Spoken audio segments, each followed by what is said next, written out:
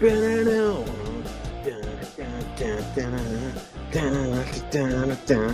thing is live, and welcome in, ladies and gentlemen. Orange and blue today, 3:30 p.m. Mountain Time, and happy Valentine's Day, everybody. I'm your host, Cecil Lammey, here, ready to talk about the things I love with the Denver Broncos, and there are many. You may not think that. You yourself may not believe that based on the way things have gone for the Denver Broncos.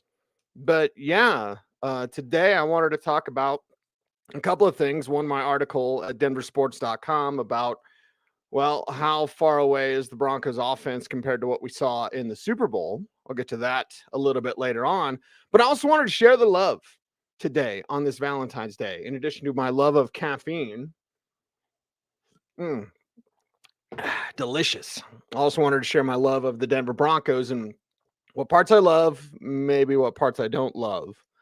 And as yesterday, as I told you, Andrew Mason is on assignment. He's taking a much needed break and a much needed vacation. So we appreciate Mace. I love Mace. How about that? We'll start that off the Valentine's Day show with that. Things you love with the Denver Broncos. Chat room, react to me. And we will discuss all of it on today's program. And I'm going to begin with my love of Sean Payton. I'm studying the spread power concepts of Sean Payton. Man alive, his stuff isn't going to work unless they change the offensive line. I am probably not going to love much, if any, from the offensive line. But in studying Sean Payton, and I'm studying all aspects, there's also a Taysom Hill that I think the Broncos could grab if they wanted to, that won't be re-signed in free agency by his Super Bowl winning team. There's a tease for you that's coming up at denversports.com as well. So, yeah, I'm studying everything. I'm studying a Jameis Winston with Sean Payton. Jameis Winston, who might not be back with the Saints. Jameis Winston, who could be an option for the Denver Broncos. I'm studying the Drew Brees, of course. I think the Drew Brees offense is what we most similarly could see the Russell Wilson offense. Although there's some stuff on Russ that I'm not sure he can do, that Sean Payton may initially ask him to do. The nice thing is that Sean Payton's might ask him to do that, realize Russ can't do it, and then not do it again. I do not believe that Sean Payton will be stubborn in terms of like Russell Wilson must be Drew Brees. He must do everything that Drew Brees did. No, I don't think Sean Payton will do that whatsoever. Instead, I think Sean Payton will implement as much of his system as he possibly can. Again, these are spread power concepts. So he'll implement as much of that system as he possibly can. He'll ask Russ to do certain things. There will be plays from the pocket that he'll need to make. If Russ can't do that, then he will change that. And they'll basically morph into whatever they need to. Think of Secret Invasion. Like they'll morph into whatever they need to. I think there is a certain system that Payton wants to run. I'm not exactly sure after studying the spread power concepts if Russell Wilson is best suited to run that Drew Brees offense. Again, more of that coming up at denversports.com through our off-season content, which will remain robust. And we appreciate everyone. I should start with my love for you guys, my love for the audience, my love for the audience in this show. Been doing it since the start of football season, basically, and just jumped in as like, we got to have a Broncos show. So let's have a Broncos show. Orange and blue today, me and Mace every day, 3:30 p.m. Mountain Time. We appreciate you, and we do love you for your support. I just love talking about football. I love watching football. I love writing about football. I don't really care about the extra controversies of other things. I just want to talk ball. And when I look at Sean Payton, the reason why I love the hire of Sean Payton is because it will work no matter who he has. Now, it's best if it's with a great offensive line. And this is where the pressure comes back to George Payton. I don't think George Payton has been very good at his job. And people will fight. What about Baron Browning? Yeah, that's a great pick. Jonathan Cooper, great pick. Nice role players. I had higher hopes for Baron Browning. I think we saw last year about where he can be. He's that nice rotational guy. I'm not sure he's, this stud pass rusher. Could be wrong. Players do develop and players grow and players change. That's something you always have to be open to. When you have an opinion or a judgment on someone, it's at this moment. At this moment, I think Baron Browning is this. He could be more, but at this moment, it looks like he's a nice rotational guy, not a guy you necessarily want as an impact starter on the edge. You need an upgrade at the edge. But in studying the Sean Payton offense, his offensive line, Mickey Loomis, where's my Keanu kiss for Mickey Loomis, right? Because you want to talk about crafting an offensive line through the draft, by the way. And I think you can compare the right and the left side and just see the difference. Garrett Bowles isn't really that good. Okay. And I know I'll piss off his masseuse or whatever, but he'll be all right. Garrett Bowles is pretty average as a left tackle. Now he's gotten to that, and I give Bowles a lot of credit. He's a nice guy. We need to separate this stuff. I think too many people in the media or get to guest appear on radio shows, like just because you're friends with someone doesn't mean like you actually are good at studying football. It's why I'm very careful with what I say about Dalton Reisner. Dalton and I are buddies, and I can be very critical of his play, of his game. And I don't want to insult my friend. But I think too many people in the media get friendly with like a Garrett Bowles, because Garrett Bowles is a really nice guy. He's always been really nice to me. I got nothing wrong to say about Garrett Bowles, the person. Garrett Bowles, the player, it's pretty average. And I think the COVID year and no fans in the stands and not really calling holding, like that changed some things for him. But I look at the left and the right side of the Broncos offensive line and the Saints offensive line. The right side is Ryan Ramczyk, who should have been the pick instead of Garrett Bowles. We all know that. Should have been Ryan Ramczyk. There's zero question about that. Ramczyk is an incredible stud, perennial Pro Bowl, like that type of talent. Might be the best right tackle in the game. Period. Garrett Bowles is average to below average in his play. Now old, and he was old when he was drafted. Now more injury prone, and like that's not going to get better. I don't think Garrett Bowles is your long-term future at the left tackle position. The Broncos need to be looking for a left tackle in addition to solving or getting past the curse of Orlando Franklin. Ever since they moved Orlando from the right tackle inside to left guard, they've been cursed at the right tackle position. So they need to think about the future of left while in addition finding a right. It's why if they had kept their first round pick, and I get it, but had they kept it, I was like, okay, Anton Harrison, perfect. Oklahoma, you can start him on the right. He's going to be a left. So you have him at right for a year, and then he's a left tackle for 10 years. And you see that across the league. There's plenty of places that do that with right tackle your first year, you're groomed, you get up to speed in the NFL, you go to the left side, and you play left tackle for a decade. Garrett Bowles, not the long-term future, not any sort of long-term answer. You got him for like this year. And then honestly, you probably try to get out of it next year. And his contract is structured as such that he's got one more year, where it's a pretty big salary cap hit. So you've got Garrett Bowles, one more year, but then you gotta get out. You got to think about the future. Eckhart, think about the future. Sorry, I love the Flash trailer from the Super Bowl. So I've been thinking about Michael Keaton's Batman. We'll randomly quote that. And of course, half-baked, near the beach, boy. So the offensive line needs to be much better because Mickey Loomis, that's why I gave him a Keanu kiss. Like Mickey Loomis did so many great things. Not everything was perfect. The Saints certainly got in some salary cap hell thanks to Sean Payton.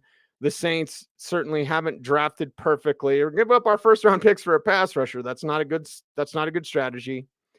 But the offensive line that was built through the draft primarily, it's perfect. One thing with the Eagles and the Chiefs and comparing, I'm getting ahead of myself, but the Chiefs and the Eagles offensive line doesn't have a single average player on it. The Chiefs offensive line is above average as a whole. The Broncos are one of the worst in the league. So we can sit here and like love on Garrett Bowles because he's such a nice guy and he's overcome so much. Yes. And I give him a lot of credit for that. A lot of people could have taken a lot different path, but I'm not here to blow bubbles at someone or be someone's best friend. I'm here to tell you the truth. The truth of the matter is Garrett Bowles can be a lot better. And he's just not going to be like this. And remember what I said, players can improve, but have we seen peak Garrett Bowles? And now we'll get a lesser version. He won't be as terrible as he was as a young player. He was terrible. He was god awful. That's why the Broncos didn't pick up his 5th-year option. Then he has a COVID year. He plays outstanding football. They don't call holding, no fans in the stands. He plays really good football, gets paid, and then takes a step back. So you tell me, and let's just all be honest. Again, Garrett Bowles, nicest guy ever. Is he really? No, not really. So where's his line at? Is he going to be better than ever? Is he going to be better than 2020? Chances of that are very slim. Anything is possible. That's what KG said. But what is the likely? What's probable? Everything is possible. What's probable? Well, we've probably seen the best of Garrett Bowles. It's not good enough. It's not good enough. But you have so many problems on this offensive line. Dalton Risner, again, my buddy, Dalton Risner. In this scheme, I'm not sure that he fits, but as I look over free agency, he might be the best guard out there. So I would appreciate if the Broncos try to do something with Dalton, and he's got to become a better power player. I say that with all love and respect for the Colorado homegrown talent that is Dalton Risner. Like, he's super athletic. He's super smart. I think he's been saddled with Garrett Bowles on the left side of him. Like, hey, you got to kind of cover for this guy and tell him what to do and make sure he knows what to do. So, like, Dalton's responsibilities have been higher than that of other left guards, where you just line up and play. You line up and go. Now, Dalton has to line up, make sure Garrett's good, and he's done a good job of working with Garrett. But again, that can only go so far. So we can be friends with everybody and say everything's perfect and he's the best ever, and all the people on the fan are just haters. That's stupid. Don't be stupid, okay? And I know people don't like, when you are on your high horse telling people not to be stupid. No, yeah.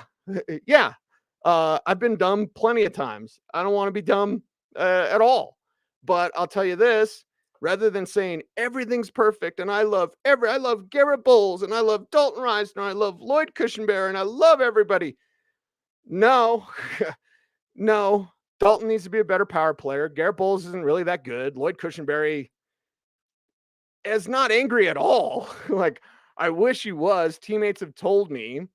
I've talked to Lloyd about it himself. Like, can you be a little angrier, please? Like, could you just be a little angrier? You gotta get angry. You gotta get mean, Patches O'Houlihan. So when I look at this Sean Payton offense and I study the spread power concepts, I go, man, he was so blessed with that offensive line in New Orleans. Mickey Loomis did a hell of a job. And George Payton hasn't done a good job. Okay? And we could sit here and be like, I do believe that George Payton has an eye for talent. I also believe that George Payton allows others to influence his decisions. I also believe that George Payton generally goes the safer route. And when he does take a chance, it doesn't make any sense. Like, why take a chance in the 5th round on a Division II return man that there was zero buzz about? Zero buzz. Okay? I talk to scouts all the time. I was texting some this morning with other teams, not with the Broncos. No buzz on Montreal Washington last year. Zero. So when you took a chance, like George Payton's being bold in the 5th round, taking a Division II, FCS, whatever. People always correct me on that. Actually, Samford is FCS level. Oh, yeah, okay, fine. Yes, great. Awesome.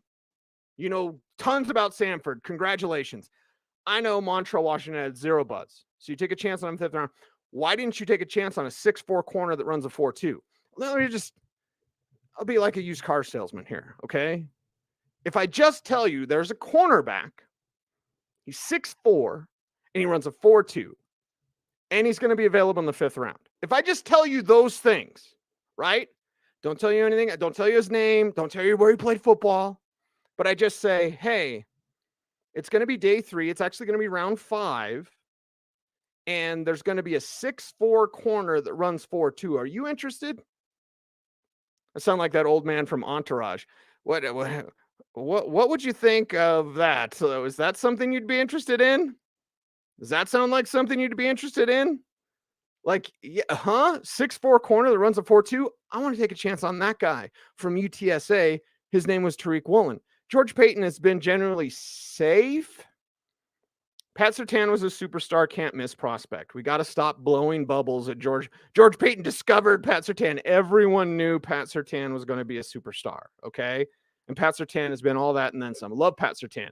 It's Valentine's Day. I was going to talk about things I love and said I'm complaining about George Payton. I'm sorry. Maybe not. I love Pat Surtain. We got to stop giving George Payton credit for discovering him or drafting him. Besides, he had a check with John Elway. Is that okay, John? Is that the pick, John? You like that, John? Is that okay, John? Like, yeah, you got Pat Surtain. Everybody, and I mean everybody, knew that Pat Surtain was going to be a superstar, like can't miss. So you took a can't miss prospect in the top 10, and that means you're good? No, no, like not at all. Look at the other misses. Look at taking a chance on the FCS return man. Look at not taking a chance on a 6'4" corner that runs a 4.2. Like, George Payton needs to draft an offensive line bad, in a bad way. Multiple picks, multiple players, and he doesn't have them. You don't have the picks because of Sean Payton, because of Russell Wilson. Now, I still love Sean Payton. Might have a little love for Russell Wilson. Easy there. Don't get too excited. I might.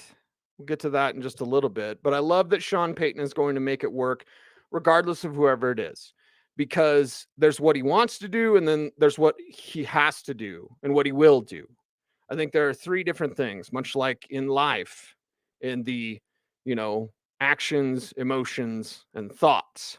There's three things in football. There are what you want to do, what you have to do, what you will do.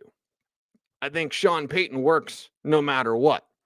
And he works that way even if the offensive line is hot, stinky garbage. And for the most part, this offensive line has not been real good. This offensive line has been such an incredible problem for this Broncos team. And for Sean Payton to do what he wants to do, the offensive line has got to be much better. It's got to be much better coached. Thank God Butch Berry is gone. I mean, one of the worst hires, especially when we replace Mike Munchak. Berry's already awful as a coach, largely as a human being, per source or whatever I have to say. But like that he replaced Mike Munchak, like you have a gold star, you have a shining Hall of Fame example, offensive line, great man, great coach, great mind, and then you get hot, stinky garbage to replace him. That makes the garbage smell even worse because you went from a superstar coach to, a guy that just yells all the time? And I understand football is about overweight men and windbreakers yelling at you, but like seriously, you went from Mike Munchak to that because he's his buddy? Like, whatever. So I look at this and I go, offensive line is so key. I love Sean Payton because I know it's going to work. It'll work better. You want to get to the Super Bowl. You want to beat the Chiefs. It'll get better when you have a better offensive line. And that's probably going to take a couple of years. I think if we fast forward it and everything hits and George Payton drafts well and you pick up proper free agents, I think that the better offensive line play is probably 2 or 3 years away. Are you patient, Broncos country? It's been bad. It's been bad for 6 years. Mostly 7, but whatever. 2016, whoa. Are you going to be patient enough to last a couple more years? For Sean Payton to truly do what he wants. What's Russell Wilson in a couple years? A backup? Like, seriously. So I think life in a football, there is timing. The timing for the Broncos with the Russell Wilson and this offensive line, it might just be a little off. Because Wilson will be too old by the time you fix the line. That means you got to think about the next guy. You always have to think forward. You always have to think about the future, Eckhart. 89 Batman, go watch it. You always have to be in motion with what you do. Nothing is forever. On Valentine's Day here, I'm talking about love. Sorry to break everybody's heart out there, but nothing lasts forever. So this Russell Wilson thing, Sean Payton is a great boost, and Russell Wilson will be a benefactor, to be sure, of having Sean Payton as his head coach. It'll be outstanding as it can be. But the way that Sean Payton works with spread power concepts, remember, this is spread power. This is what he wants to do. And there's three things: what you want to do, what you have to do, what you will do. Sean Payton will do what it takes to whatever. Hey, we got to run the ball. Hey, we're going to be power. Hey, we're going to do this. Like, we're not going to do spread. We're going to be under center. Like, Sean Payton will do what he has to do. But what he wants to do is spread power concepts out of the shotgun, 11 personnel. That's what he wants to do. I don't think the Broncos have the offensive line to do that. And I think by the time you fix the offensive line, truly fix, and this is hitting on things, this is being very precise with what you do, and I'm not sure George Payton can do that. By the time that happens, Russell Wilson's older and probably done. So again, timing. Think about who else you could bring on to come up, whether that's an Aiden O'Connell you drafted in the mid-rounds this year, a Jaron Hall who got better at the Senior Bowl. I was so excited about Jaron Hall. And then I saw him in person. I was like, oh, never mind. But I will tell you, like, if that's a 7th round pick, yeah, sure, whatever. Remember, know what to take your chances on. You get to day 3 of the draft, you can take chances, okay? You can, and that's plenty fine. That's great. It's fantastic. Take your chances. But take your chances on things that make sense. Hey, I got a really angry running back that runs a 4.2. Nah, where's Delarian Turner Yell? You know what I mean? Like, that was Isaiah Pacheco, who they had in the building for a top 30 visit. When everyone says, everybody missed on him. The Broncos had him in the building for a top. You only get 30 of them. You have the 300 players. You get to choose 30 of them to bring in your building. And the Broncos brought in Isaiah Pacheco, and then in the 7th round, they were just like, nah, that doesn't make sense. Because remember, power and speed, just like I said, size and speed with Tariq Woolen. Listen, I'm not any sort of Nostradamus for being able to see that these guys could play. And I appreciate when people give me credit, and my man Matt Smith will be like, Cecil for GM. Like, I appreciate that. I'm not promoting that myself. And again, I'm not here to tell you that I'm right about every pick. I'm obviously not. Hello, Paxton Lynch. And I wanted Lynch to play over Trevor Siemian because I knew Trevor Siemian couldn't play. And I was like, give me the 1st rounder. And if he doesn't work out, you can flush him away. You can give him a Josh Rosen, right? And it was Rosen before Rosen, but still, like, the Broncos wasted time with the unknown because Gary Kubiak didn't like Paxton Lynch. And it's like, that's fine, Gary, you're right. Paxton Lynch is, maybe not the brightest bulb in the shed. I want to be nice. I got in trouble one time for calling him an idiot on the air, I think. Was it an idiot or moron? Something like that. I called him a name. And then I got a call. I was at the combine. And I got a call from our former boss. And he was like, hey, don't call Paxton Lynch a moron on the radio. I was like, okay, I'm sorry. Sorry, Paxton. I saw him on the train. We got signed by Seattle. I was coming back from Senior Bowl or something, and I was a DIA. And obviously 6'7", he stands out like a turd in a punch bowl. And so this big, tall dude with a hoodie on, he gets on the train, and he like looks over at me, and I just gave him the nod. I didn't say anything to him, and then he like looked away. Like, you don't have to be embarrassed, Paxton. Like, just go, And again, nicest guy ever, whatever I have to say. But if you're not good at football, then whatever. That's just the bottom line. So again, when I say these things, it's not because I was Nostradamus with these players. I know more. No, I don't. I don't know more than George Payton. George Payton's forgotten more about football than I'll know. But when I study things and I look at film and I see players in person, because Tariq Woolen was at the Senior Bowl, Isaiah Pacheco was at the Shrine Bowl. And when I see these players on the field and I go, hey, 5th round, 7th round, 6'4", runs a 4.2? Yes, please. Imagine Tariq Woolen and Pat Surtain. Have the Broncos ever had a better cornerback duo if they would have got that? So then you could have given George Payton credit because he got the can't miss guy in Pat Surtain, and then he took a chance on the 6'4", 4.2 guy in Tariq Woolen. Imagine that. Imagine having those two corners. My God, it's incredible. Imagine having Isaiah Pacheco to balance with Javonte Williams if Javonte Williams is ever himself again. So I love Sean Payton. I love that he is, you know, he is going to make the Broncos work as best they can with what he has, with what he's been given. Again, 89 Batman. He's like the guy that did the plastic surgery on the Joker's face. Is like, well, this is the tools I had to work with, and that's why it looks like this. Okay.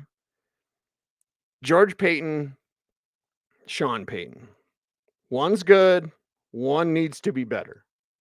And that's the bottom line. Again, I go pro wrestling when I go solo, but like George Payton has not been good.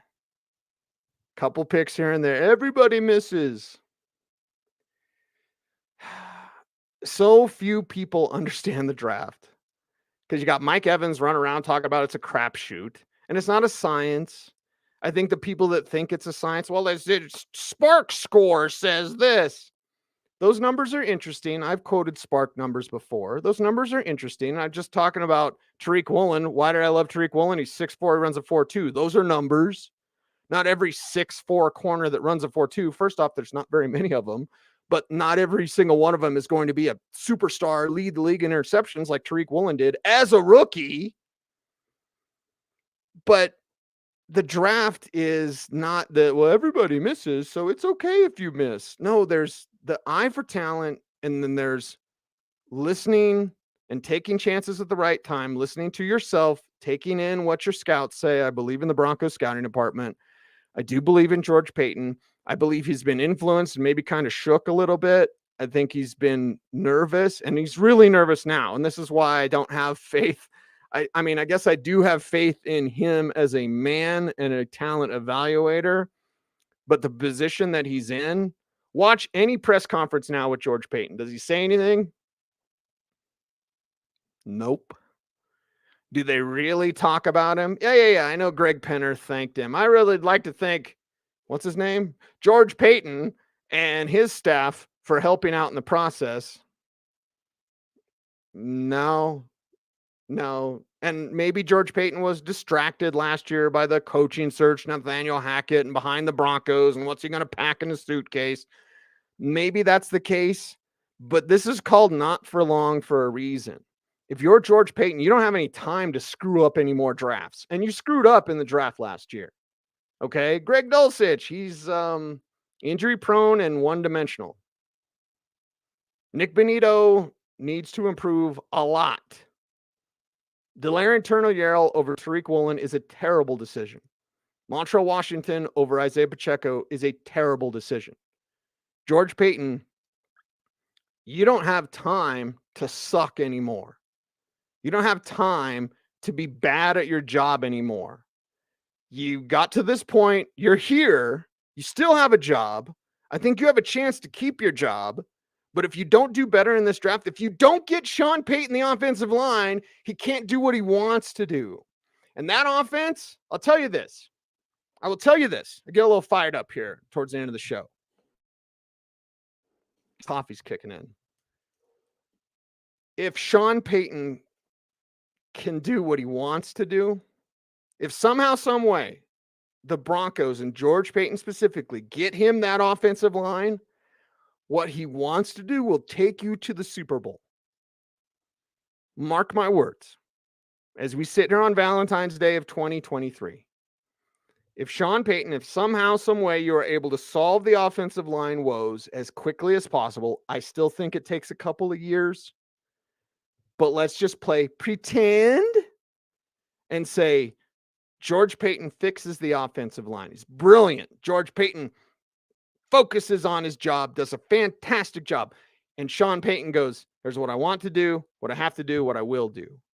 If he gets to do what he wants to do, the Broncos can go to the Super Bowl. That's how much I love Sean Payton. That's how much I believe in Sean Payton. But it's going to take a combination of the offensive line and getting the best play out of Russell Wilson. If you do not have that offensive line, what he wants to do will not be done because you cannot do it. You cannot repeat the Drew Brees offense without the proper offensive line. And the Broncos have 4 of the 5 players to replace. 3 of the 5 players to replace. No matter how optimistic you are in this situation, there's at least 2 spots on the offensive line that need upgrades. And honestly, I think it's probably 4 or 5, maybe. Might be everybody. But either way, you're George Payton. It's called not for long for a reason. You waited for the opportunity to be a general manager. What are you waiting for? Like, you got here. You turned down other jobs. And George Payton is a name. And again, I talk to scouts all the time. George Payton is a name that has a very strong reputation. That is wavering a little bit. You get your opportunity. You get your moment. You get your big shot. You're going to miss? You spent your whole career getting to this moment, and then you're going to be safe? And then you're going to take chances on FCS return men? Like, seriously, if you're George Payton, you got to look in the mirror, man, and do what Howie Roseman's done. Let's go for it. Let's go for it. I trade away anybody. Like, I'll go for it. I'm going to go for it. George Payton, you have to go for it. You got to stop being safe. You got to stop looking down at the line before you take that shot at the 3. Like, no, shoot it. Take your shot. Because, as Martin Lawrence always used to say, someone else got your time. Like, there'll be a moment where Sean Payton decides George Payton isn't the guy. And if George Payton, you pass him the ball and he's looking down at the line to make sure his feet are behind the 3-point line, he's not just shooting it, then that's when that moment happens. Anyway, I'm over time limit. It's orange and blue today. Appreciate everyone. And again, much love to everyone out there. Really love all of you for watching this show. Appreciate each and every one of you. I won't complain about Tariq Woolen and Isaiah Pacheco forever. I apologize if some of you think that that's a little much or whatever. But again, part of it is it's a terrible, terrible misses. And the other part of it is the team PR. The team never tells us what to say. I know. But they'll kind of tell you what to say. And the PR on Montreal, Washington over the summer was so ridiculous. Like, my own colleagues on the Fan were doing it. And it's Montreal, he's the greatest guy ever. Like, can't play, man. You can't play. So, whatever. Anyway, I like to stay positive. So, be safe, be kind, know that you are appreciated. Stay tuned. And as always, I would like you to please stay frosty.